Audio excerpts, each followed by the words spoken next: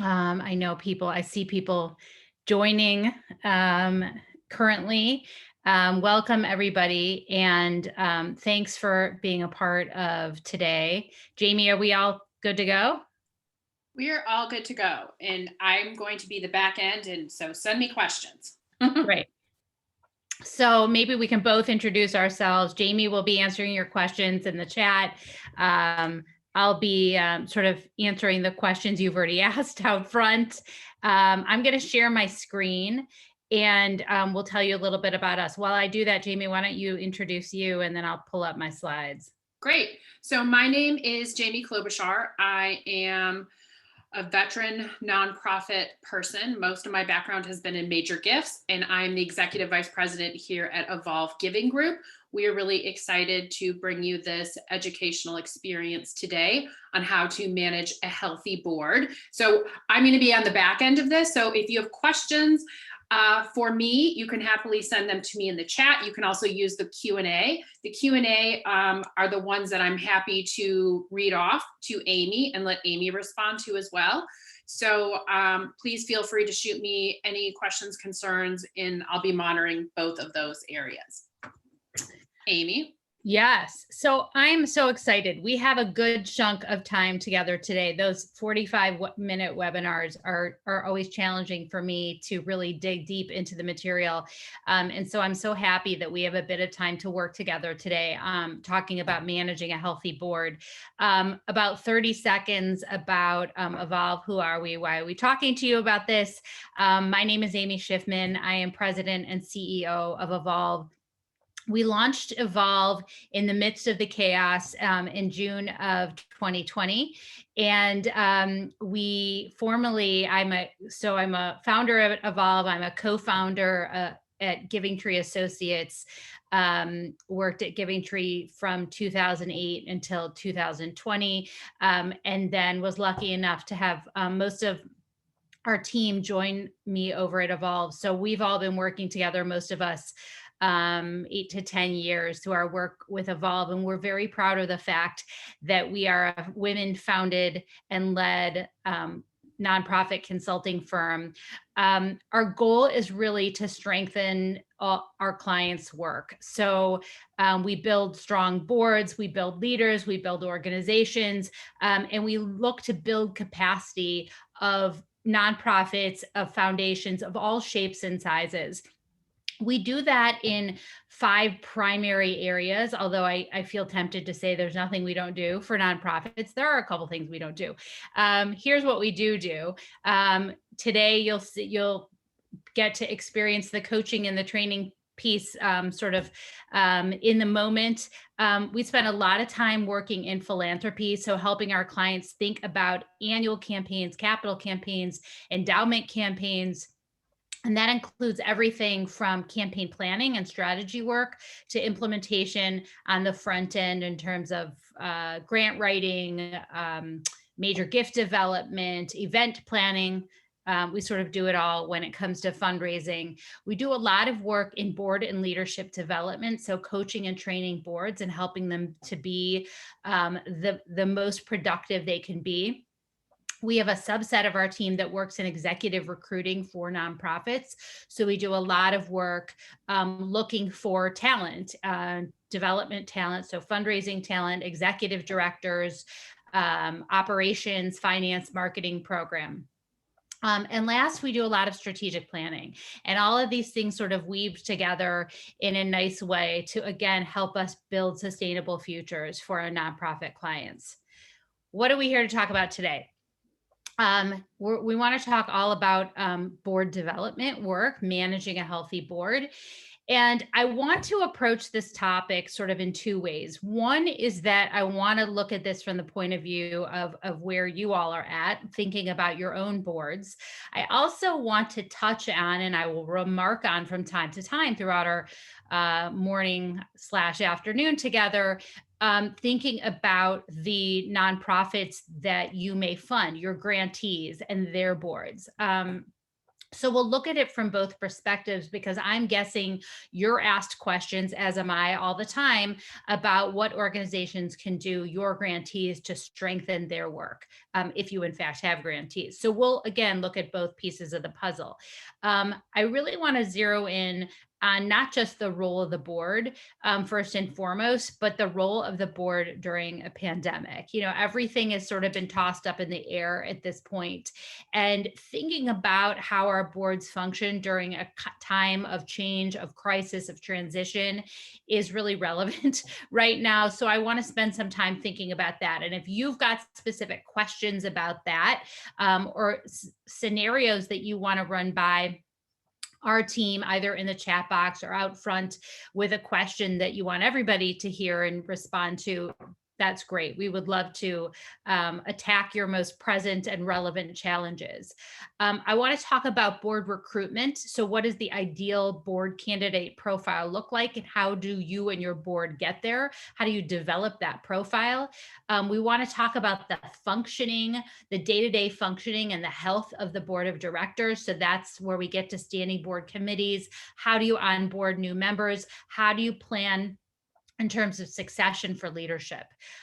We will touch on very briefly the board's role in fundraising, because we know not all of you are engaged in fundraising, but we'll do a little bit of that, both for those foundations that are indeed fundraising, and also just in case you're getting questions from your grantees about the fundraising that their board should be engaged in. So a little bit of time there, and then we'll have I hope, some time at the end for some questions. I want to start with you just putting into the chat box, what is your greatest board related challenge, your board development challenge? What are we seeing out there? And I'll have Jamie maybe just call some of what she's seeing in the chat box out to all of us, and rejoin us. What are you most challenged by from a board development perspective right now? Is it how the board is functioning during a time of COVID? Is it that you're wondering if this is the right time to bring new board members on? Is it that the nature of that role is changing? What are you seeing? What are you anticipating? I'm going to keep going, but I'm going to invite Jamie to sort of interrupt me at any point with what she is seeing in the chat box. So again, if you missed my question, what are you noticing? What are you experiencing in terms of challenges right now? Jamie, anything you want to call out? Yeah. So Rita said diversity is something that she's struggling with. Delegating to committees while trying to stay above water. Oh, I really get that. I'm curious to know if anyone is having trouble now that your board meetings have moved all virtual, because I've seen that with some clients as well. Jessica is saying that the things she's struggling with are retention, diversity, and fundraising. Great. Thanks, Jessica. Anybody else want to weigh in with what they're struggling with? This is a good one from Chantel. We're needing to shift our board from an oversight function to include fundraising. Great. Okay. Great. So it's good that we have that chunk of fundraising in there toward the end, and maybe we'll spend a little bit more time on it, Jamie, we had imagined. But keep those challenges coming throughout our time together this morning, because we can really try and zero in on what it is that is challenging you. Those are really helpful. I want to start out in another perspective or thing I want you to think about while we are having this conversation, or I'm having a conversation with you this morning, is sort of what can you apply to what can you take back to one of your board meetings? So some of what I'll suggest here is sort of a train the trainer type approach, where I'm going to try something on you, and then I'm going to ask you to try it on your board back at home. So the first thing I want you to think about is how well your board can respond to this question. If I were a new board candidate, someone that you were interested in engaging in your board's work, how would you describe the role to me? In other words, I, Amy Schiffman, am a little bit interested in serving on your board, or you're a little bit interested in me. And what I suggest you do, what I'm going to ask you to think about right now, is what does that elevator pitch look like? What is that 1 to 2 sentences?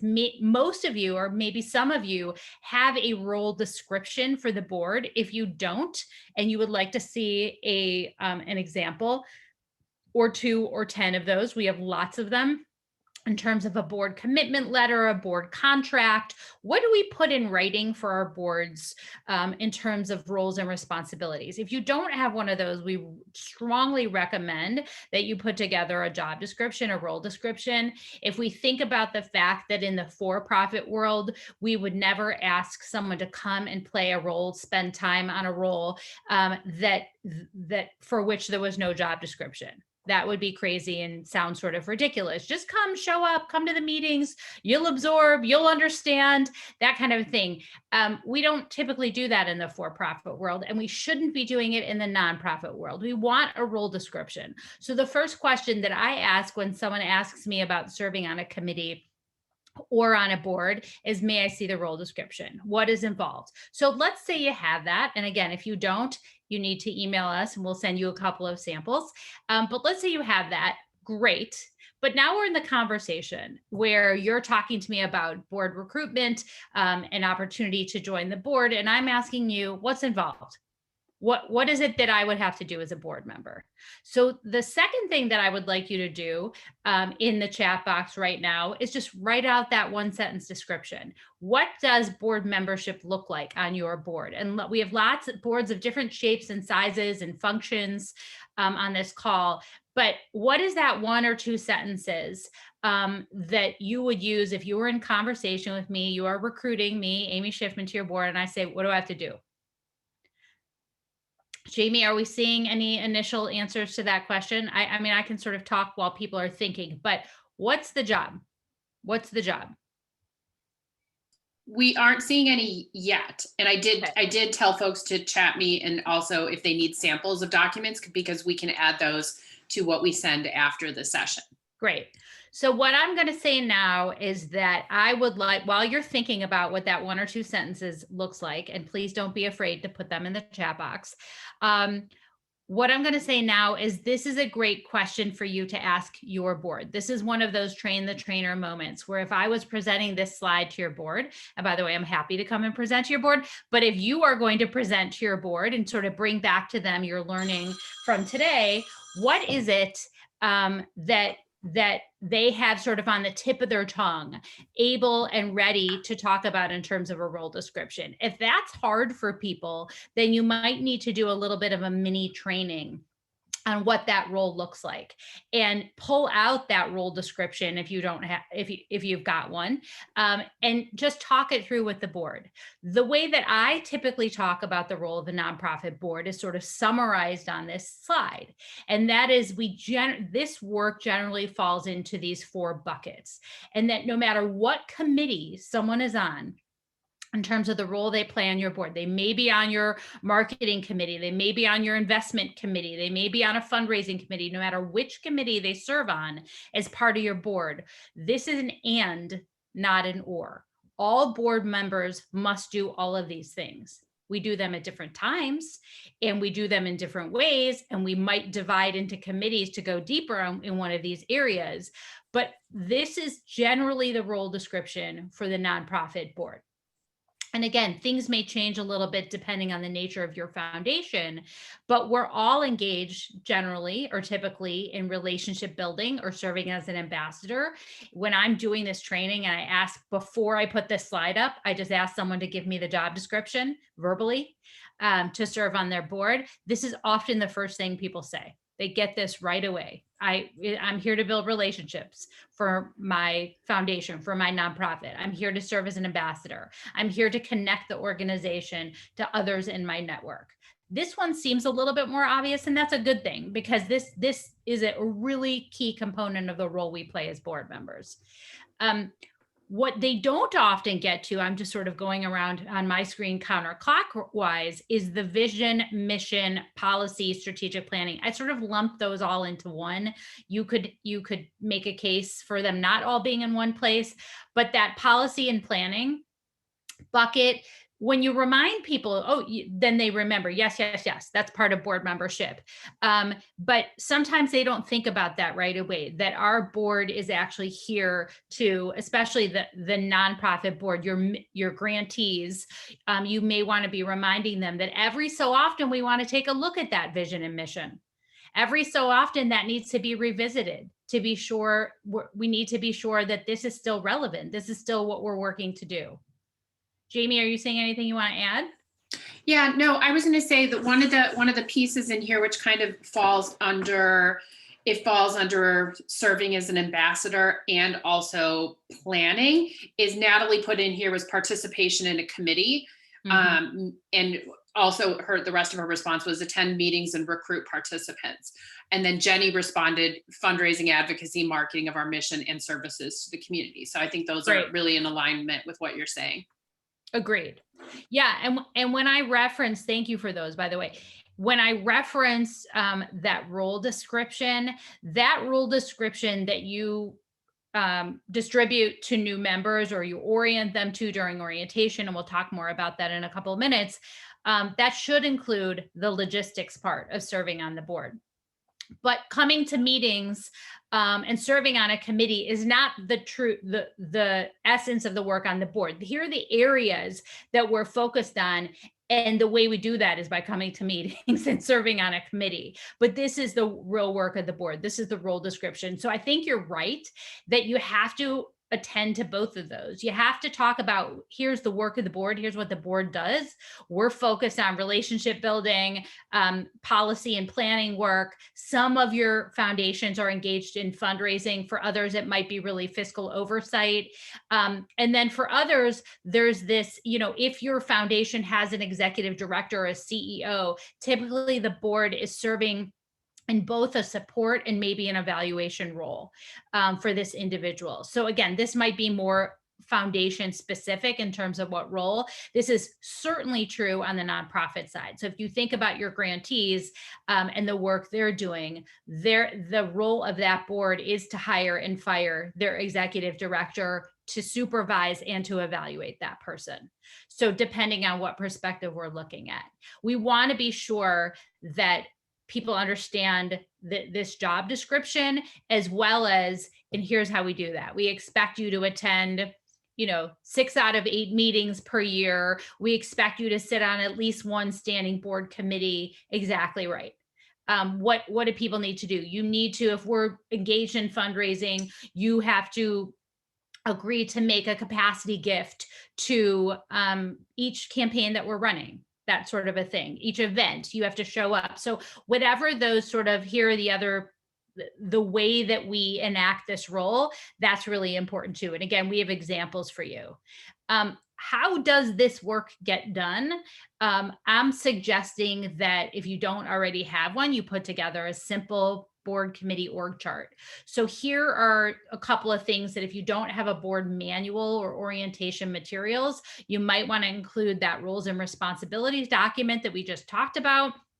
And again, we have a lot of resources for you. And second, what does your standing board committee org chart? What is a standing board committee? First and foremost, these are the committees that are typically called out in the bylaws that you must have at all times. They are standing committees of the board. In other words, standing, they don't go away and come back. Strategic planning may be an ad hoc committee. We dial it up sometimes when we're in strategic planning mode. We dial it down maybe when we're in strategic plan implementation mode. So that may come and go. If you are looking for a new executive director, that search committee is generally not a standing board committee. Someone can't say, that's my committee. That's the committee that I'm going to work on as part of my commitment to serve on a committee of the board.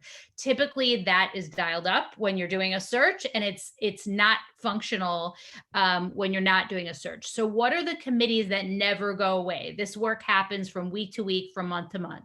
And again, here is where the true work of the board happens. So I'm not saying that work does not happen during the board meeting. Decisions may get made during the board meeting. But if you don't have committees that are functioning, if you don't have some sort of a regular meeting schedule, and by the way, I'm noticing, we can talk more about how often should boards meet. I'm noticing a trend over the past decade or so where we're talking about meeting less as a full board and meeting more often in our committee work, which is again where the work of the board happens. So for organizations that maybe were meeting monthly a couple of years ago, I'm seeing that those full board meetings maybe are now happening every other month, and the committees are taking that place, either meeting monthly or every other month as well, depending on the needs of the committee. But we got to get our heads around what a standing board committee structure looks like for you. And just because your bylaws that you wrote 20 years ago call for a particular standing board committee structure, or that your executive committee is made up of a vice president, a secretary, sort of titles and positions that no longer exist in today's world. Not that you might not have a board secretary, but because of technology, we've sort of done away with the need for some of those roles. And typically your executive committee is made up of the chairs of your standing board committees. So if the work of the board is happening at the standing board committee level, then the people who chair each of those standing board committees make up the leadership of the executive committee, represent that work at a higher level, at a decision-making level. So if your executive committee does not reflect that structure, you might want to take another look at it and say, why? Is it because our bylaws that were written 25 years ago said so? Does that make sense for us anymore? You have the opportunity to rewrite your bylaws. It's a pretty big undertaking, but it might be time for a bylaw review every 2 years or so, just to be sure that what's in there makes sense. The size of your board makes sense given where you are now. Organizations, foundations evolve year after year. And so we want to be sure that our bylaws and our policies and our structure reflect that. I have added my typical, if I'm doing this training for a nonprofit as opposed to a foundation,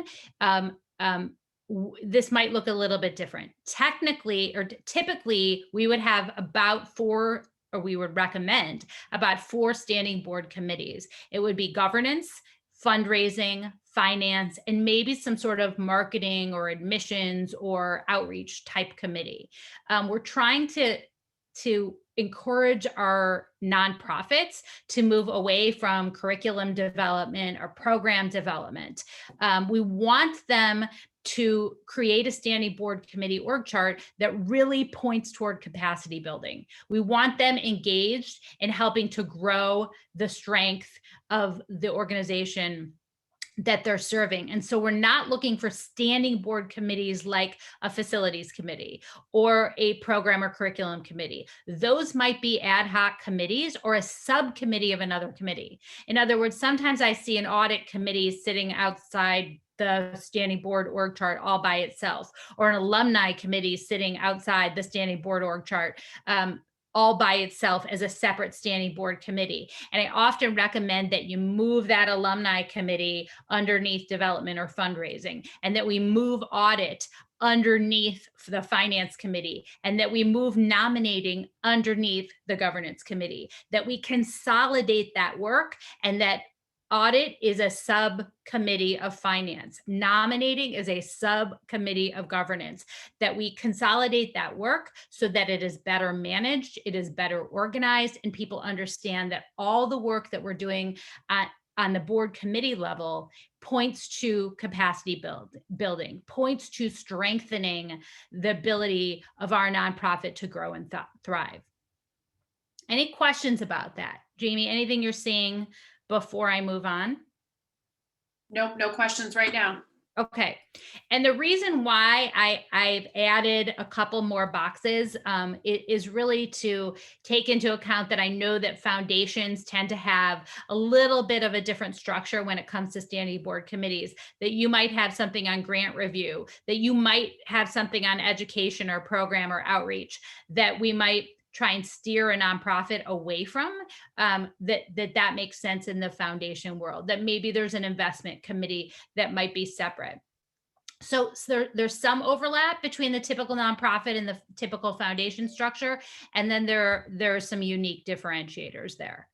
But this is where the work gets done. And so if you're asking people as new board members, or you're helping current board members to really play a different kind of a role, commit to that committee work, you've got to decide what are our standing board committees and where do we want to focus or point the energy of our current board members. If you allow, if scholarship is one of those areas, or if again, facilities comes up a lot for me with nonprofits, that might be an area where you need volunteers, but is that where you want the board focused? And so I talk a lot about the difference between a fantastic volunteer and a fantastic board member. Remember, we go back to the thought that this is and, not or. For a great volunteer, there might be this one thing. They're fantastic on the strategic planning committee. They make a fantastic addition to our finance committee, but they can't commit to all of this. And that's really the difference between a great volunteer and a great board member. Is as a board member, we have to be willing to play a role in all of these kinds of conversations, not all at once, but all of these conversations. So someone who's just got an interest in the work that you're doing, that your foundation is doing, and has an expertise in marketing, let's say, may just want to serve on the marketing committee, and they may have no interest in fundraising or in investment or anything else the board is doing. That's okay. But let's not get it too excited about someone who has this sort of one interest and one skill set. Just because they're a great volunteer doesn't mean that they're automatically a great board prospect. Make sense? Okay, so now is where I ask you to think, and if you were leading this training with your own board, we'd ask you to think about, where are you? To really be giving some thought about whether you have the right people on your board, really essentially doing the right things, and you're just asking them to take it a level up. Do you have the right people on your board, but sometimes they're doing the wrong things? I always like to say, just because foundation or organization has been doing something a certain way for 20 years doesn't make it the best way. So just because you're doing something for a long time the wrong way doesn't make it the right way. Is it that you've got some great people who just need to shift their thinking about what that role looks like? And once in a while, we or our grantee boards have the wrong people. Again, they might be made up of a fantastic set of worker bees, but not people who can help us raise the bar of what is expected on our board. So I always say to my clients that I'd rather them have a small, very powerful, focused board, one that is focused on capacity building, than 35, 45 people. And I know boards of that size exist, and they make me a little bit crazy, but I'd rather you have a small, powerful board where I sort of look around to my left and my right, and I'm around the table with people who are accountable to the work that we're doing, people who feel excited about this work, and we can sort of celebrate those successes. Because if everybody around me, around that board table, is producing, is working on a committee, is raising money, is building partnerships in the community, is inviting additional grantees to understand our work, if that's the work of the board and I can see that's happening, then I don't want to be the only one not doing it. But if I look around the table and there's not much happening and the work of the board is really just showing up to the board meetings and not much else, then I'm not going to hold myself to that higher standard. I won't feel guilty that I'm not stepping up if no one else is. So it actually hurts you more than it helps you to keep people on the board who are not doing very much. It just lowers the bar for everybody. I'm suggesting you raise the bar, and that people who don't feel that they can function at that level, they will self-select off. Jamie, was there a comment or a question? Yeah, there's a question. I'll just read it verbatim, Amy. It says, you mentioned shifting the board away from programs, and yet this can be a challenge even when your committee structure is solid, because directors are often more enthused about programs and so often want to reinvent new programs instead of adding to existing. We see this a lot. I know. I know. And that's why I get nervous about offering a standing board committee called program. Because when that becomes an option, when it looks like, oh, that's what I could do, that's my role is to help develop new programs. And for some of you, maybe it is. I don't want to say that's always wrong. But if that's not where you want the focus and the energy of the board, not as a whole, they may have an opportunity at board meetings to talk about program, to provide feedback and discussion about program. That's a great opportunity. But if you don't want their day-to-day or week-to-week or month-to-month work to be focused there because that's the job of the staff, you cannot offer that as a board committee.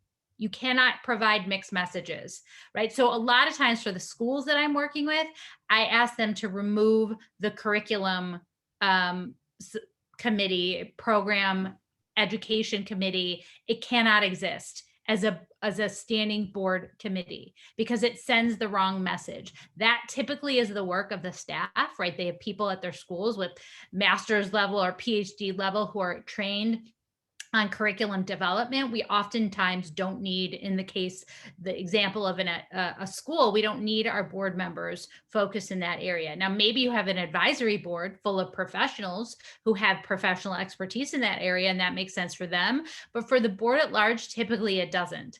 And it doesn't mean that the board can't respond to or react to or give feedback when the staff puts this in front of them for discussion. That's fantastic. But if you offer a standing board committee here on your org chart, it really means that that's a legitimate place for them to sink a lot of time and energy and effort.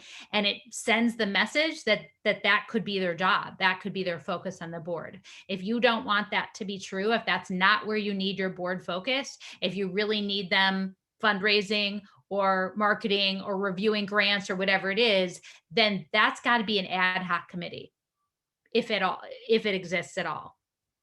Yeah, I agree, Amy. And I sit on the board of a small nonprofit that over the years was only recruiting members with expertise in program.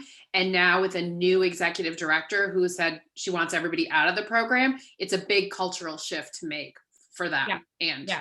yeah. And again, it's not that we never want anyone's feedback or opinion, but maybe it's just not where we need the board. And I think that you've got to be thinking about, every year we have an opportunity to say, what do we need of our board in 2021? What does the organization need of its board now? What it needed of its board, for those of you who are sort of small or family foundations that were involved with a board at the very beginning, what we needed of you in our infancy or our preschool stage is not what we need of a board 5 years later or 10 years later. That has got to change as you evolve.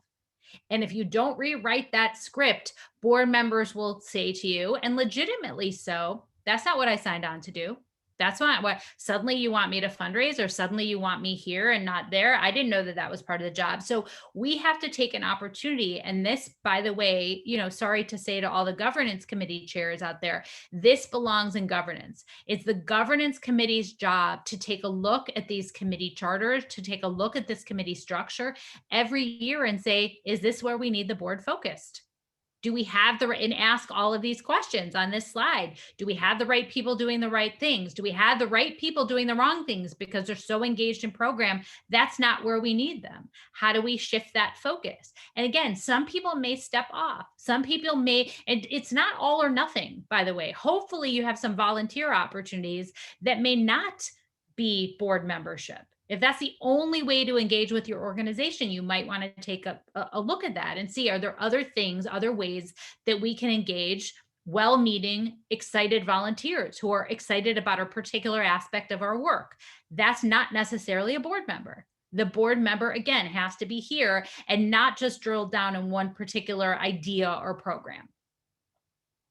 And if it's that you have the wrong people, it doesn't mean that you suddenly fire your whole board, although that might sometimes be tempting. It's not generally what we recommend, because we have relationships with people and they care about the work that we're doing. But it might mean that you develop that new role description, that you develop a new committee structure, and that people will naturally self-select off and say, you know what, this isn't for me anymore. I was excited about the role. Now that the role has changed, I'm not sure board membership is for me. And I might say, I would love to keep you on the marketing committee, or I would love, as a prior board member, I would love to keep you on the governance committee, specifically on the nominating committee, because I think you could be so helpful in helping us think about new board members, new volunteers, new committee members. So it's not an all or nothing, engage or don't engage. There should be lots of different ways that volunteers can engage with your organization. It's just that we've got to hold the board members to a higher standard, because the minute we drop that, we lower that, the floor becomes the ceiling for people.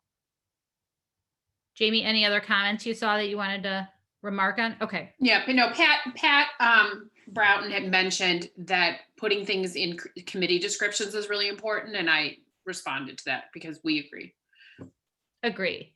So one of the, back to sort of this train the trainer opportunity, one of the things that we ask boards to do when they're rethinking their makeup, their composition, is to think about, what does everybody have to have, be, do, believe, be passionate about? What is everybody on the board? And maybe it's just, if you're dealing in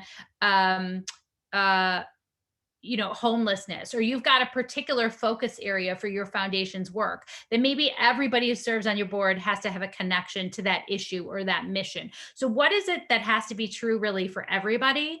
What is it when you're, again, thinking about a new board recruit or the profile of your board or a board candidate? What would be very important? What could be helpful for a big chunk of your board to be true, that they had been engaged in other foundation work, that they have grant review experience? What are the things that should be true of most of the board? And then where is it helpful to have one or two individuals that have expertise in a particular area?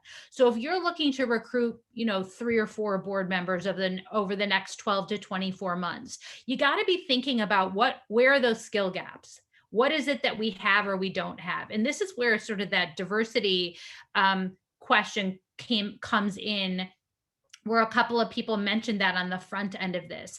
Where are we sort of lopsided in terms of what demographic or what race or what gender we represent? Are we too far to one side, too far to another? Because we all know that a sort of diverse array of experiences on a board or in an organization makes us stronger, makes us better problem solvers. So you might want to pull out, and if you want the PDF or the Word version of this worksheet, let us know, let Jamie know in the chat, because we're happy to send this to you. And we send it in a Word doc on purpose because we want you to edit it based on and customize it based on what you have and what you're missing. What are you looking for? Are you looking for people in a particular geographic region of the country? Are you national? Are you local? Are you looking for some people from a particular neighborhood? Are you too far focused and in sort of one gender area or another, or a third? What is it that you're looking for in terms of your new board recruits, your pipeline? What do you want that to look like? Are you really needing someone? Are you thinking about a new website this year? And it would be fantastic to have a couple people on a committee or on the board who have experience in that area. So what we suggest is that you go through it as a full board, an exercise like this. And this is where these questions from the last slide, these and not or, what must everyone have, what's very important, and what's helpful for one or two individuals. You see, we put that key on the bottom. So you can have people put an A next to maybe just a couple things on here that you really hope everybody on the board has or is, or characteristics, skill sets. What is very important to you? And what would be helpful if you had a couple of individuals who had a background in finance, in investment, in leadership development, in technology, have served on other committees or boards. So what you might just want to think about what that board candidate profile looks like. This is back to the work of the governance committee. The governance committee typically owns this kind of work, assessing where the skill gaps are, or where the sort of demographic gaps are, and thinking about whether or not your board feels diverse from a variety of perspectives. And if the governance committee can get this in front of everyone, get that feedback, and then really present back to the board, okay, based on what we've heard from all of you, here's what our candidate ideal board candidate profile looks like. It's going to be someone in this age range with these skill sets, whatever it looks like based on that feedback. That's what you want to put back out to the board so you know what you're looking for. So you know what you're looking for. So that board recruitment is intentional instead of accidental. Everyone who's interested in us may not be, the feeling may not be mutual. Just because someone's interested in serving on your board does not mean that you're interested in having them. So as much as we can be intentional about this, the better. Again, suggestion for you as a takeaway is to work on this worksheet with your board and decide together what it is you're missing and what you have. Any questions or comments on that? I'm sure Jamie will. Yeah. So Pat asked, she was wondering why racial ethnic diversity isn't mentioned among the desirable demographics. Yeah, so that's why I left a lot of room for other. I don't want to assume anything. So yes, racial and ethnic. I mean, I want you to take that worksheet and I want you to customize it for you. The last organization that I worked on that worksheet with, that was not an issue for them, thank goodness. So they really felt that their issues were more on age and gender diversity. So decide for yourselves and customize that worksheet to sort of best reflect what your needs are. But that's a great question. The goal is to customize that worksheet as much as possible. So resourcing and accountability in order to, and here's where I always start with a governance committee, and I always feel bad a little bit guilty afterwards, because I put a lot of work on the governance committee's shoulders in talking about the work that needs to be done. But it does start with the governance committee. The governance committee, and in some cases, the executive committee is really responsible for resourcing the board and especially the board leadership, the committee chairs, and providing accountability to ensure that the board is doing what it needs to do to continue growing the organization and helping the foundation pursue its mission. So we talked about role descriptions, both at the board level and the committee level. Every year, one of the first things the committee chair should do is look at the role description or the committee charter. And I'm going to show you an example of one in a minute. To be sure that that is still the work of that committee. Maybe the committee was doing a different kind of work 5 years ago. So it's time every year to just give that role description or that committee charter review to be sure it is still relevant. We want two things to happen in order to be managing a healthy board. And one is that the board reviews its work as a team, as a whole. And the second is that individual members perform a self-assessment. Here's another opportunity for you to tell us that you need some help in this area. We have, if you're looking for board self-assessment sample, we're happy to share those with you if you don't already have one. In order for the board to review itself, however, it has to have set goals at the beginning of the year. So it's sort of like if you can't review your executive director at the end of the year, if you haven't sat with them at the beginning of the year to create goals for the year. It's not fair to review someone against a criteria that has never been discussed. It's not fair to review the board as a team, as a whole, against a criteria or a set of goals that have never been discussed. So you want to do that goal setting up front, preferably at your board retreat, which would happen at the beginning of each new fiscal year. What are the goals? The board president or the chair of the board and the executive director, CEO, generally are leading in that effort to set some goals around the foundation's work for the year. So what is it that we're looking to achieve this year? Big picture, not minutia, big picture. And then the board can weigh in and say, yes, we agree. We think those are the goals, but here are some other ones that we have. The committees are working together to come up with goals for the year. Pardon me. And we put all of those together. And those are our goals for the year. Then at the end of the year, we can look back at them and say, oh, we had decided we were going to try and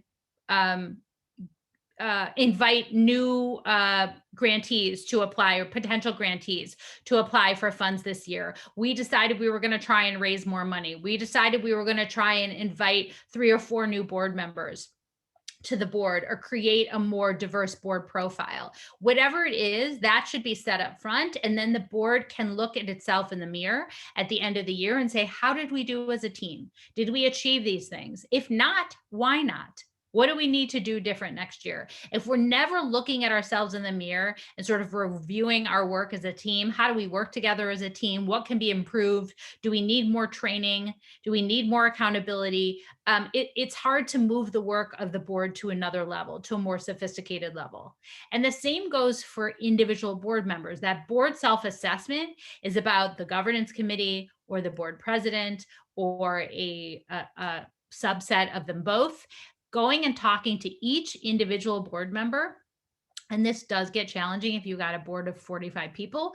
It might be that you want to do this with the executive committee. But if you've got a smaller board, the goal is to have the board president, maybe with a member of the governance committee or the governance committee chair, have a one-on-one conversation with each board member to say, what are your goals for this year? What is it that you want to contribute? What are you going for here? Now that you've heard our vision for the year, what role do you play in that? And that person just might have a couple of goals. You can do some goals, individual goal setting at your board retreat every year. And once that's done, we can again have each board member self-assess, fill out a survey that just talks about, are you happy with what you did? What do you feel like you contributed? What do you think you can do more of next year? Are there ways that we can help you be more successful as a board member? So that team assessment and that self-assessment are really critical to taking your board work to the next level, because they create accountability, both for the board as a whole and for that individual. There are no punishments for boards who don't meet their goals, and there are no punishments or ramifications necessarily for those who don't meet every single one of their individual goals. It might be that if someone doesn't meet any of their individual goals and is not showing up to meetings and not participating on a committee, that you can talk about terming off of the board, that maybe this is not the best use of their volunteer time, and maybe there's a committee membership that is a better utilization of their interest and their volunteer time. The board self-assessment really sort of crystallizes whether or not this is the right place for that board member. If there's no assessment process, it's hard to suddenly say, don't you agree? Don't we both agree that you're not doing a great job and that you don't belong here? If there's a board self-assessment process, they usually come to that on their own. Jamie, any comments or questions before I move on? Okay. Nope. Another thing to look at, and this also lives in the governance committee's purview, is just looking at the process by which we look at nominating for the board, what your term limits look like, whether or not there's any succession planning for leadership of the board. So we're always wanting to be thinking about who is going to be the next, not only chair of the board or president of the board, but vice presidents, committee leadership. So the governance committee should be creating some sort of a pipeline document. We often recommend to our clients that they share this on Google Docs, where they just keep track of who we've got in the pipeline for what position. I have organizations that know the next 3 to 4 board presidents or board chairs. They have, and they know, well, this person, in order to be board chair, should have chaired the governance committee and chaired the finance committee. So we want to make sure that our board chair 3 years from now has both of those experiences to be the best board chair they can be. So that planning happens typically at the governance committee level. And we have to have new volunteers coming in to be able to move people up to a leadership level or move them around to different committees. If you've got the same 14 people on your board for 5 years in a row, and there's no, fresh ideas, fresh blood coming in, it's hard to move people around because you think, well, we have no one else to chair fundraising. We have no one else to chair governance. We have nobody else with a finance background. Well, then you're in trouble. So nominating has to be bringing people onto the board with a finance background so that there is an opportunity at some point to replace your finance committee chair. It is not healthy to stay in the same position year after year after year. We get nervous then, we get very dependent on that one person or that 1 or 2 people, and it doesn't help us to grow and give people different experiences and opportunities to lead within the foundation. And I'll talk more about that in a minute. Second, that training and support. So if we have a board that needs help on the fundraising end, or really needs to take their work a level up in terms of financial literacy, we can't assume that people know how to read spreadsheets. They might have been invited onto the board for a particular asset or characteristic or skill set that we were particularly interested in. And they might need help on the other side in order to satisfy the and requirement. And in your case, maybe since we had a couple of you talk about fundraising, and you need to be part of our fundraising team. So how do they do that if that's not, doesn't come natural, or that's not organic to who they are as a person, their experiences? We have to provide training to the board. Your board retreat is an excellent place to offer that opportunity. But you also should be thinking about sort of some kind of a year-round professional development experience for the board. And because we are working virtually right now, and you happen to be engaged and participating in a virtual training right now, it's so easy to provide the board with virtual professional development, board development opportunities. So think about, maybe survey the board to say, what do you wish you had in order to be a better board member? Do you want to learn more about prospect development? Do you want to learn more about budgeting for nonprofits, so that when you review grants and you look at their budgets, you understand what it is you're reading, or you can ask those critical questions? Do you want to learn more about investing? What is it that you need and that you want in order to be a better board member? The governance committee is tasked, remember, with the health and the well-being, the functionality of the board. And so providing resources to the board, training to the board in order for them to be able to be more critical advocates on your behalf is the job of the governance committee. And last, it is sort of that committee goals and work plan. Accountability. So I work with a lot of organizations that say, yes, we have standing board committees, but they don't do very much. You may be shaking your head and thinking, yeah, I wish our committees, were sort of worth all the time and energy that we put into them. And if you're in that boat, I hope you're not, but if you are in that boat where you're sort of questioning the viability of your standing board committees, you may want to be thinking about how you help committees be as functional as possible, be as productive as possible, and create accountability for them. And I can share some resources that take us there. So one of the things that you might want to ask them to do, and we ask our standing board committee chairs to do this at the first board meeting of every new fiscal year, is just present their goals and their work plan to the rest of the board. Here, I'm the chair of, in this case, development. I'm the chair of the finance committee or the investment committee or the governance committee. Here are the first section is, here are major responsibilities and immediate needs. In other words, here's a summary of our committee charter or our committee role description. We've updated it. Here it is. Second, here are committee's goals, just a summary for 20 committee. We want to take a new look at our bylaws. We want to make sure that all of the committee charters are rewritten for this year. We want to hold a committee chair training for each of our standing board committee chairs. Whatever it is, big broad strokes here in terms of what are your committee's goals for the coming year. And then the work plan summary is, how are we going to get there? What is a summary of the strategy document in order to, and this might be a much longer document, but here we're just looking for a summary. How will we achieve these goals? Here are the things that we're going to do. We are going to post about the opportunity to engage new board members and new volunteers on LinkedIn. We are going to elect a chair of our bylaw review subcommittee, and that group is going to be reviewing the bylaws between June and August this summer. Just a summary of, here's how we're going to get these goals done and attended to above. And last on our version, our sample is committee recruitment needs and strategy, which is, we have all of these things that we want to do and get done this year, but we don't really have enough people on our committee to do them. So what governance needs to know is that we actually are looking for 2 or 3 new committee members. These people must be board members. These people need not be board members. So some description on the bottom of, here are the human resources that we need in order to get this done.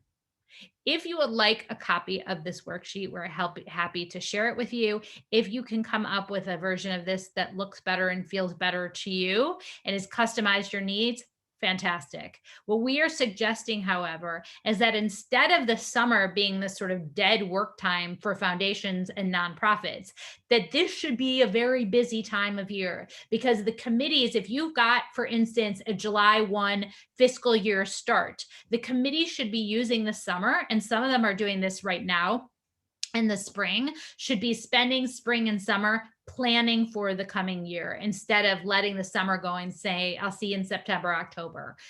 So depending on what your fiscal year cycle looks like, we really want that planning to be happening spring, summer. If you are a calendar year, fiscal year cycle, you probably want that done more like September, October, November, so that you're prepared for the next fiscal year. And we want that work done over, if you're a July 1 fiscal year, we want that work done over the summer, and we want it presented during that August. Each committee chair presents this during that August board meeting. Why? Because we all need to get aligned on what everyone else is doing. If the marketing committee is saying, yep, we're working on a new website for this year, and the finance committee is saying, what are you talking about? We didn't put that in the budget for this year. We have a problem. So the committees and the committee chairs have to be talking to each other when they're establishing goals, and they have to work. And we have to be able to ask each other questions and approve these plans as a board. Make sense? Questions, comments? Did I overwhelm anybody? Let's hope not.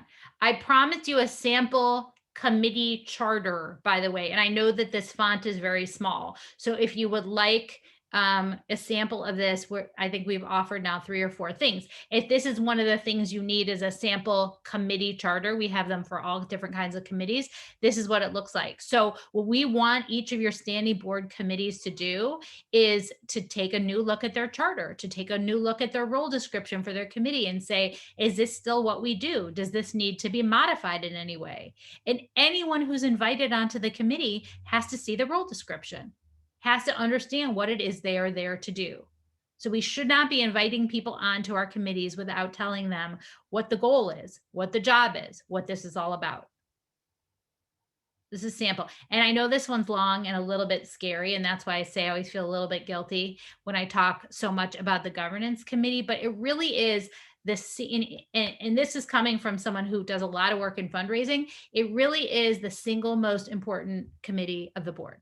Is governance. I will go on the record saying that is the single most important committee of the board, because if this is broken, nothing else works. This is the committee that makes sure that everything else is working. So if this isn't working, if this group doesn't know what they're there to do and doesn't understand that nominating is a subcommittee of governance, that we all have to work together, generally we see problems all over the board if this isn't happening.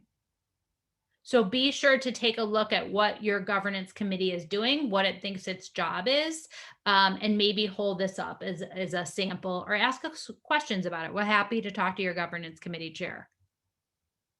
Okay, I'm moving on. If what you find as an outcome of this process is that we don't have enough people, right? We don't have enough, and really think about which committees must be made up of board members and which committees can have volunteers outside of the board. So sometimes a governance committee is sort of thinking like, well, who cares about the health and well-being of the board except the board? So that might be a good example of a committee that's really likely going to be made up of just board members or board members and past board members, alumni board members. Former board members or former board president, by the way, is a great chair for the governance committee. You might want to establish that as a tradition. But that's who serves. Whereas if you have a marketing committee or a fundraising committee or an investment committee, it might be that non-board members are perfectly appropriate for that board. And it's a great way to develop your board pipeline. If someone does a great job on the committee, they might be invited to serve as a board member. We already have experienced them as someone who's accountable to the work and responsible and organized, etc. So when you're thinking about who should serve on your board or even who should serve on a committee, think broadly. Think beyond the obvious. If you're a family foundation and you have mostly family members on that foundation board, who else can you engage? How do we move that work outside of that family? If we're looking for the organization or the foundation to grow, we are really looking. We've got a bunch of people who've shown up now to 4 or 5 of our events. We're tracking who shows up to our events or who shows up to our educational series that we offer. We hope you're tracking that. And if so, if someone engages with you 2 times, 3 times, 4 times, it maybe is time to have a conversation with them about how they can engage in a more personal way, in a more productive way with the foundation. Something to think about. If you're a foundation that fundraises, I'm always looking at the donor base to think about who I would like to serve on my board or serve on my committees. So people who stand out to you as, oh, this person's made a $500 gift year after year after year, and we don't really know who they are. This might be an opportunity to understand what moves them about your mission and the work that you do. Business owners in the community, and again, this might be an opportunity to ask current board members to think about their networks. Who are the people that they work with? Who are family members? Who are friends of theirs who are looking to get engaged, looking to get involved? I think given what's going on in the world and the pandemic, we're all going to, once that vaccine is out there, we're all going to be looking to sort of get out of our houses and help do something to really repair the world. And it might be an excellent opportunity for you to be more public about what it is you need in order to grow your volunteer base. So something for you to think about on the recruitment end. And just in case you're not so sure about term limits, I really like this quote, which is why I have it in these big bold letters, which is, if you are all doing the work you're supposed to be doing as a hardworking board member. In other words, if you're truly assuming the full array of your board member responsibilities, you get tired. And after 6 or 9 years of service and 2 or 3 consecutive terms of 2 or 3 years seems to be the norm, you should be a very tired board member in need of a vacation. But unless we give board members permission to take that vacation, the hardworking ones won't, despite recognizing their own fatigue. Guilt is a powerful emotion. So I've got and this comes from an article about term limits. I get so many questions about term limits, and I feel very strongly about them, which is why I use big font for this quote, which is that many very well-meaning people will stay on your board for years and years and terms and terms of terms if you let them. And the truth is, after a certain amount of time, and what this author is saying, 6 to 8 years seems to be the max. We just don't do as good of a job as we did in year 4, in year 12. And so at some point, we need to ask people to abide by term limits, not because we don't want their help anymore, not because we don't want their donation anymore if they're making a gift to the foundation, but because people need an opportunity to term off, and you need to push yourselves to recruit new talent. And if the board doesn't turn over, you don't feel that pressure to bringing new people on. And new people bring new networks, they bring new donations, they bring new ideas, they bring new skill sets, they make us better.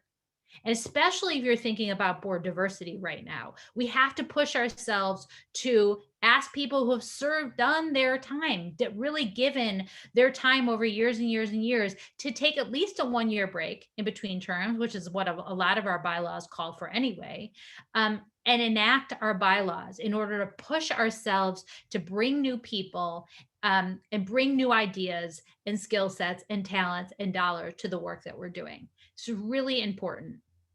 And so board recruitment, even if it doesn't seem like it's an issue for you right now, it may be if you start paying attention to your term limits.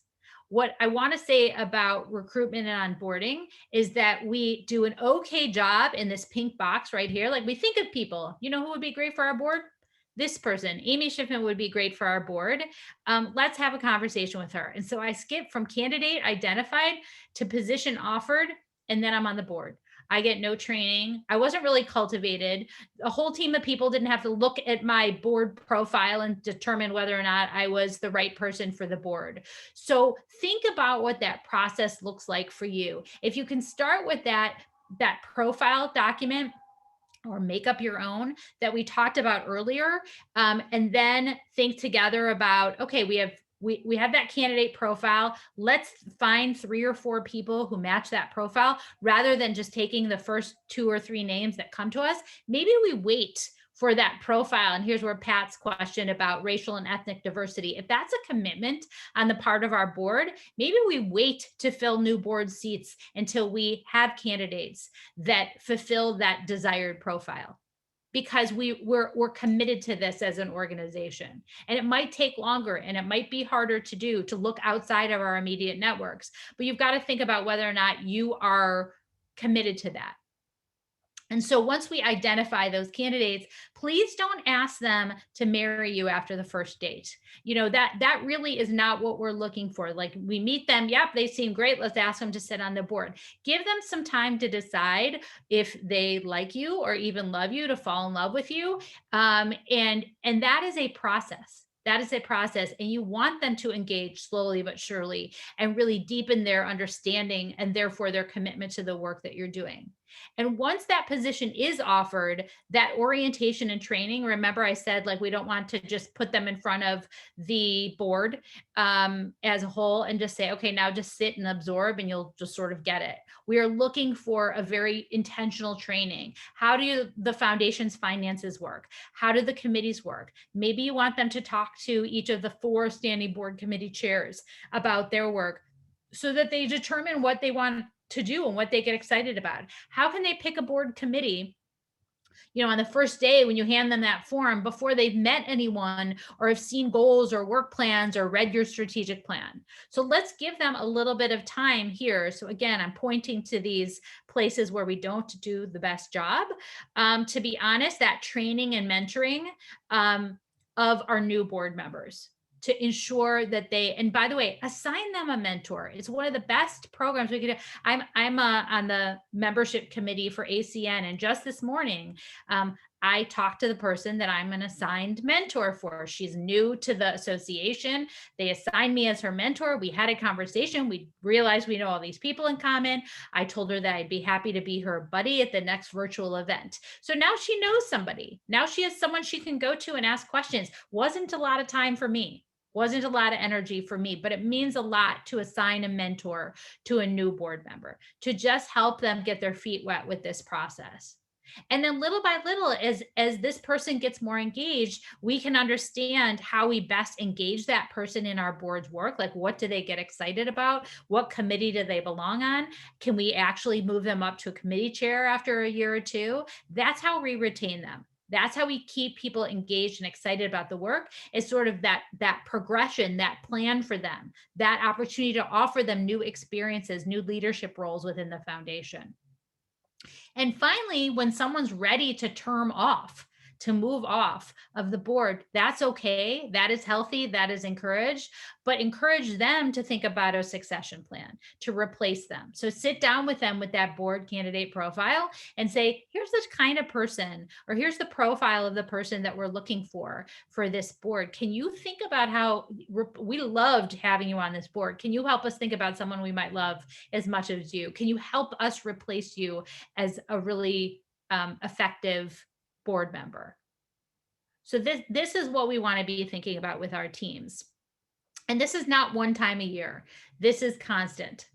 I do want to touch on board and committee meetings because especially now that we have moved into this virtual world and we're spending a lot of time on Zoom, like you're doing right now, thinking it's, I'm hearing from some of my board members that the meetings feel a little less engaging and a little boring. And I'm sick of staring at my screen all day long. And then I've got my board meeting from 7 to 9. And, by the end of the day, I really want to like scratch my eyes out. I'm so sick of that screen time. So what is it that we can do to make this board and committee work engaging now while things are still virtual. And maybe, by the way, maybe you're not going back to in-person meetings anytime soon. I'm hearing lots of boards talk about the fact that now we can be a national board because we don't need to meet in person, and we really can have a national presence. And that means that the board meetings are always going to be virtual. That might be true for you. But even if you plan to get back together in person, how do we make those meetings more engaging? One is that I talked about that timing piece, that I'm seeing this trend toward full boards meeting a little less often. I think twice a year is not enough, by the way. And even the boards that are meeting quarterly, I think that's sometimes not enough to really keep board members engaged unless the committee work is really robust and active. So that's something that you want to think about, is how often does the board need to meet? Do we have enough sort of meat on the bones of our agenda to meet every single month? Is there enough to talk about? Or do we get into micromanagement of the foundation with that many meetings per year? If we want to be keeping our work high level, how often do we need to meet? Maybe every 6 weeks is enough. Maybe every other month is enough, giving the committees the time they need to do that work. And then, most importantly, on the agenda front, think about what belongs on a consent agenda, sort of the things that we can send out in advance, provide background on in advance, and have people vote on as all one group at the front end of the agenda. So we don't have to spend time on the minutia, like, the approval of the minutes, anything like that, that is just more focused on logistics and process that doesn't need to be discussed. That can be consigned to a consent agenda vote. And you can send out that information in advance so that board meetings and committee meetings are really focused on discussion, conversation, and providing feedback. If you have people during your board meetings just reading from committee reports, shame on you, first of all, because that is boring. And that those board reports can be sent in advance and should be sent in advance. You hear a theme here. Send as much as you can in advance so that you're not spending time reading reports that people can read beforehand. And the only time that the standing board committee chair is actually making a presentation is when they want a conversation, when they want discussion and feedback. So meetings are no longer boring if I feel like I know why I was here. People asked us questions like, should we do this event? Should we do this educational series this year? Should we entertain an opportunity to do something different than we've done in the past? Fantastic. I have an opinion on this. I feel like my time was well spent. If I can sit, and especially if I can take myself off video or mute for an hour and a half and I'm never asked a question, I promise you that person is doing other work. They are reading their emails, they're reading their texts. They're like, we have gotten to be great multitaskers in this world. So think about whether all of that can be done in advance at another time. Maybe you have a shorter meeting. Can you imagine a 45-minute meeting where there are 3 or 4 agenda items and the committee chairs want to introduce an idea and just have people talk about them, provide feedback and discussion? Because if I'm talking, if I'm contributing at the meeting, I know there was a reason why I needed to show up. If I don't say anything for 90 minutes and I'm just listening, I might not come to the next meeting because I don't really feel like you need me. So think about how you can create an agenda, whether it's boards or committees, where everybody has a role. There are questions being asked. This is interactive. This is not, I'll put you on mute for 45 minutes and just get my work done. That's not a fulfilling board experience for anyone. And the work of those committee chairs is to really bring back, here's what my committee has been working on this past month or two. This is what we're considering. What do you think? This is where we're leaning. What do you think? This is our recommendation to the board. What do you think? And then the board votes or engages or argues or discusses. If there's no tension, right? Tension can be a great thing, can be a positive thing. If there's nothing that feels like, ooh, there's a little bit of disagreement here at the table, it's a little boring.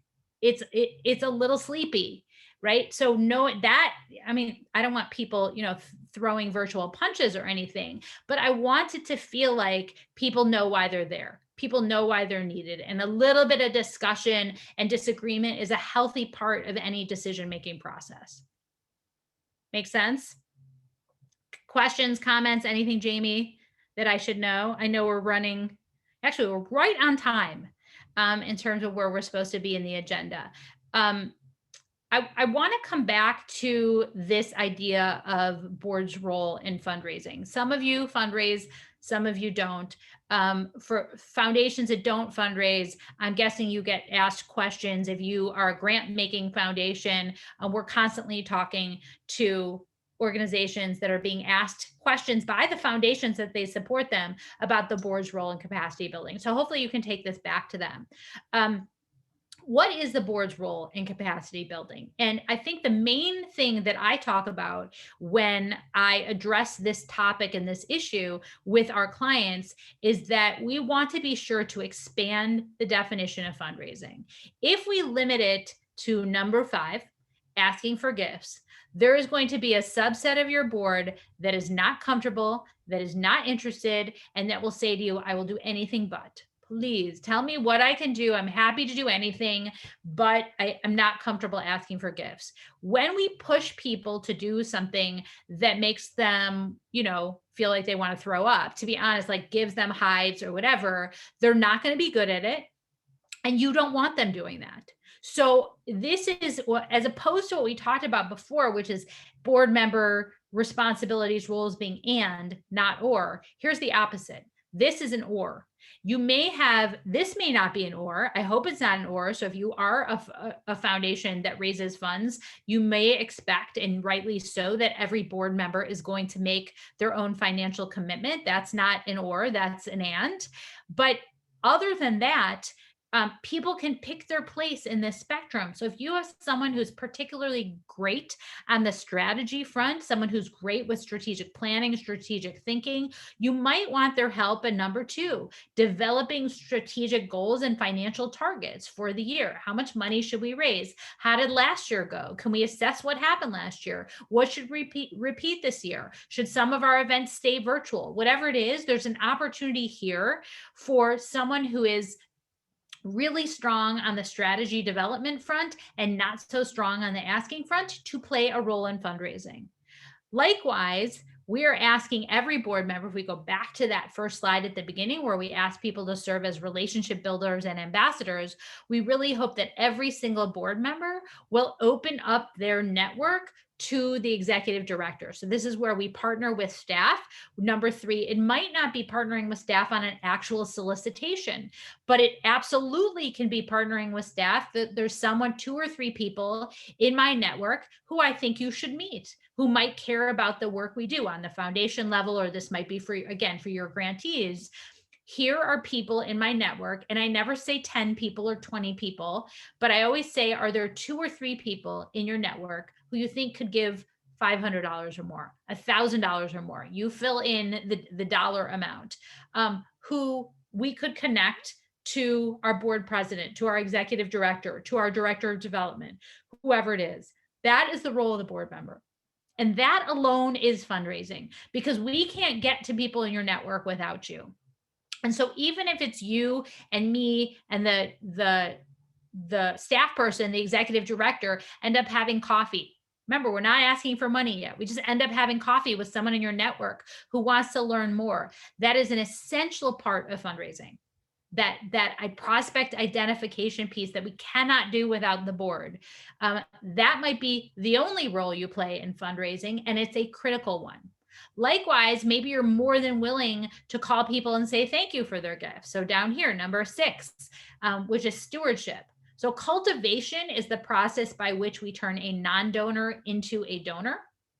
That process, that education engagement process, is cultivation, or that's the way that we use the term. Stewardship is the process by which we engender donor loyalty. So we keep people giving. We rely on board members to help us do that. So whether it's a thank you phone call, and guess what? Not that many people are receiving thank you personal phone calls from a board member for their gift. Think about the last time that you maybe got a personal phone call from a board member for your gift. So just a board member calling and saying, hi, it's Amy Schiffman calling from the such and such foundation. I'm a board member. I understand you made a really generous gift this year. I just want to say thank you. It means so much to us and the work the foundation's doing that you were able to do that, and we appreciate you. Could be a message. Something that simple that a board member can do, and they've just engaged in fundraising. They've just unknowingly had a conversation about a gift, the thing they told you they didn't want to do. That's a comfortable place for many board members. And so if you redefine fundraising to include that outreach, to include the thanking, that many board members say, yeah, I'm absolutely willing to do that. Or we can stop the board meeting 10 minutes or 5 minutes in advance and provide every board member with a list of 4 or 5 people to call and say thank you to. I cannot even think of a single example of where that's happened at one of our clients' board meetings where people have said no. They're very happy to say thank you. And that is an important part of assisting with that renewal process. If people feel that we are grateful for their support and that we recognize them, we see them, we hear them, we appreciate them, they're much more likely to give again. So that these are the kinds of roles, and there's everything in between. Maybe they're willing to help identify. And by the way, this doesn't mean, hey, you know who you should ask for money? Oprah Winfrey. You should really ask Oprah for money. I mean, this happens to us all the time. Like, you know who you should ask, kind of thing.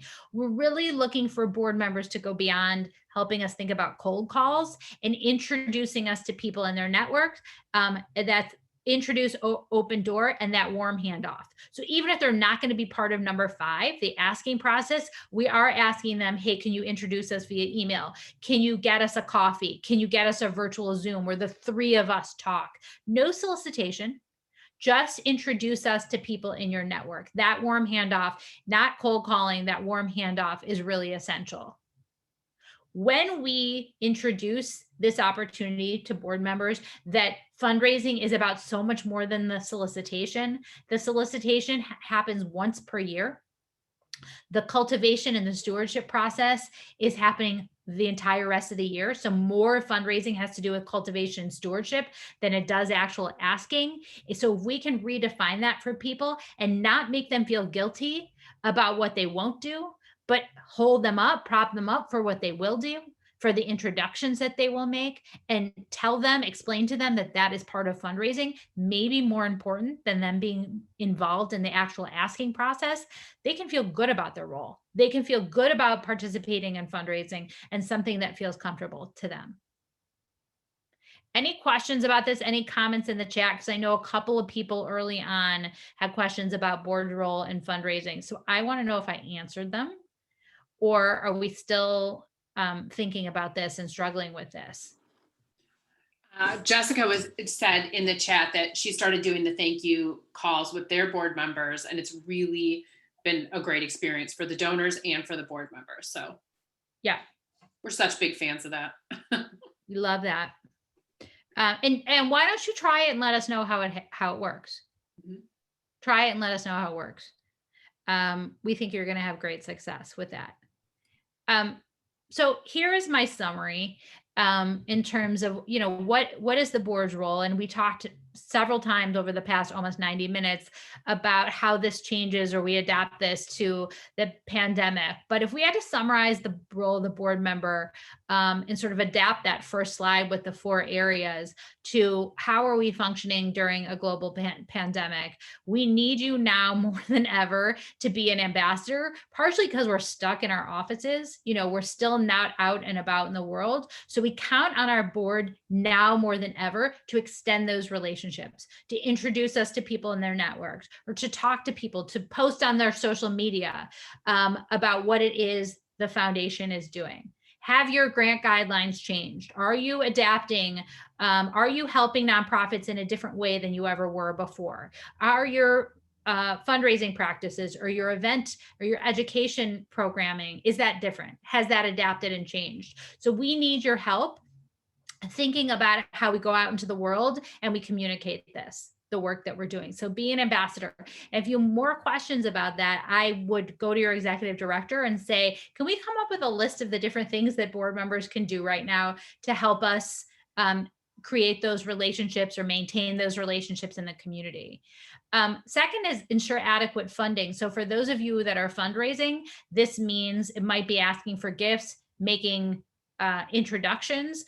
For those of you who are granting, are not fundraising, but are rather functioning in a grantor perspective, we know that nonprofits are very, very, very nervous about losing funding, about whether or not you'll continue to be their partner. And so that may mean continuing to put out messaging to your fundees, to your grantees, about the role you'll continue to play. There were some very, very beautiful messages that came out from some of the larger foundations at sort of the end of 2020 around this commitment to continue funding, continue serving as a partner, and an understanding that nonprofits may not be able to make good on everything they told you they were going to do with your funds, right? They may have changed the way they offer program, and you just coming out and as board members reaching out and saying, we see what you're doing, we appreciate you, we know you're going through hard times right now, we're going to stick with you, is so meaningful to the grantees. And last, I would say developing strategic goals and objectives, which really means that if you are at a place now where you are considering what it is you're going to do for the rest of 2021 and into 2022 and even beyond, that maybe you have a strategic plan that needs to be rewritten. Maybe it needs to be updated. Maybe you've never written a strategic plan before, and now is the time to be thinking about that. We are more than happy to be your thought partners in coming up with a framework for those conversations. So ensure as a board member that there is a strategy going forward. And yes, it is possible to come up with a strategic plan even in the midst of uncertainty, because we're doing it with our clients every day. So if you need more information about how to kickstart that process, again, we have lots of free resources for you. We're happy to talk to you one-on-one about how that works. But it is the board's job, the board's role, if we think back to that first slide, strategic vision, mission, and planning, strategic planning, that the board typically owns those things. And so we want to be sure that there's an updated strategy, strategic plan with a vision for the foundation in place as we move into, hopefully, the final stages of this pandemic. That's my optimistic thinking. I want you to think about, as we close these last few minutes, you can either share in the chat box, or you can email us, and we'll put up our email in a second, or just write down for yourself. No one else has to know this but you. I want you to think about one goal that has come out of this training for you. As you reflect on what you've heard today, is there one thing that you would like to do differently? Is there one thing you would like to stop doing?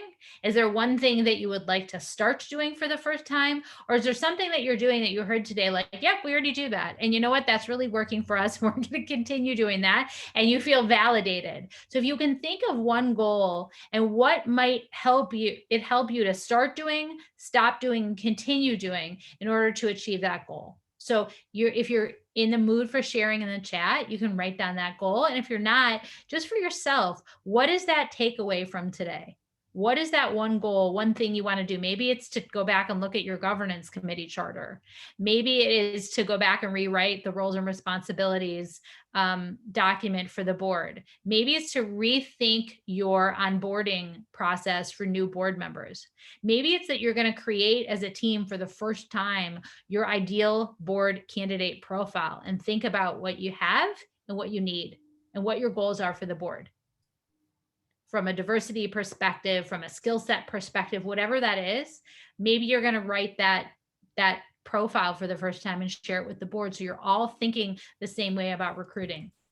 I'm planting some seeds here. Whatever it is that you wanted to move on in terms of a next step, if you would share that with us, we would love that. We would appreciate it, and we really appreciate you being a part of our conversation today. And we look forward to the next time that we get to engage with you. Jamie, do you want to say anything more about that? Yeah, I just want to say thank you to Fabric Impact House for letting us be part of your continuing education program. It was really exciting to be here today, and we're excited to send you materials, the recording of the event.